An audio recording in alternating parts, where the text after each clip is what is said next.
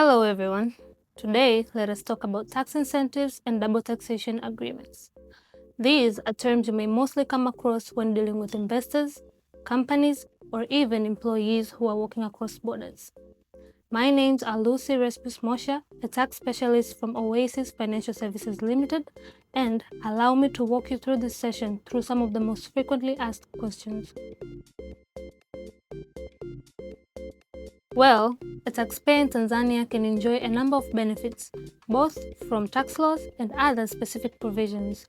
These may include VAT deferment on capital goods, corporate tax holidays for strategic investors, but also a reduced corporate tax rate for companies that have been listed in the Dar es Salaam Stock Exchange, and among others, a tax deduction on donations made to charitable institutions that have been approved by the Ministry of Finance.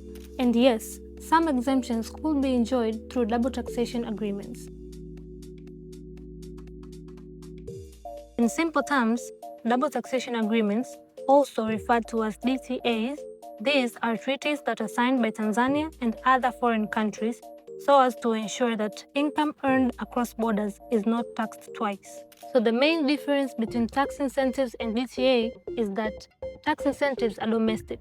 They come purely from Tanzanian tax laws. But on the other hand, DTAs are international. They arise from agreements between governments and only apply when cross-border income is involved.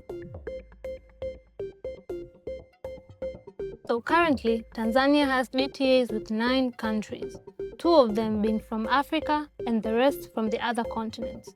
From Africa, we have Zambia and South Africa, and from the other continents, we have India, Canada, Finland, Norway, Sweden, Denmark, and Italy.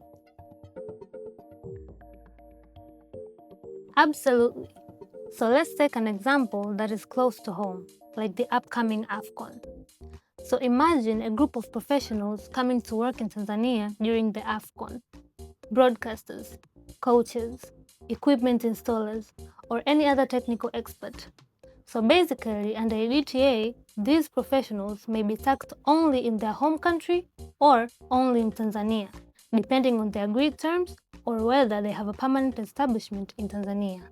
Likewise, a Tanzanian sports analyst or a technician who goes to work temporarily in the United States for the World Cup may have their income taxed in only one of the 2 countries, but not both, hence ensuring fairness and avoidance of double taxation. So while Tanzania Tax Act promotes several domestic incentives, DTAs aim to provide international tax reliefs, hence avoiding double taxation, creating more employment opportunities, and encouraging cross-border trade. So this marks the end of our lesson for today.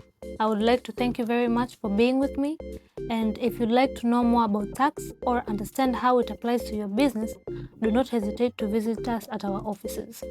Don't forget to like, subscribe, and follow our social media pages.